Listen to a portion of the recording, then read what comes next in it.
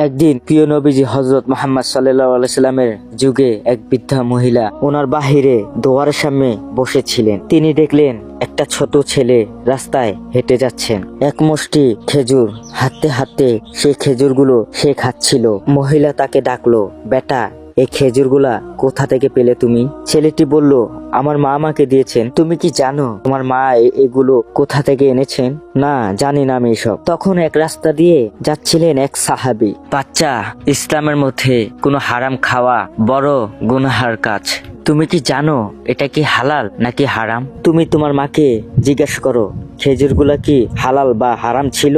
তখন সেই ছেলেটা তার মার কাছে গেল, আবার ফিরে আসলো। আসার পরে বলল যে আমাদের একটা প্রতিবেশী দিয়েছেন এই খাবারটা সদকা হিসাবে। তখন সেই আবিদ লোকটা বলতেছে, তখন সেই সাহাবী বলতেছে যে আচ্ছা তাহলে তুমি নিশ্চিন্তে খাবার খাও। তখন সেই বৃদ্ধ মহিলাটা বলতেছে যে এখন থেকে সবসময় মনে রাখবে হালাল এবং হারাম জেনে তারপর খাবে। তাই সেই ছোটবেলা থেকে সেই ছেলেটাকে শিক্ষা দিয়েছে।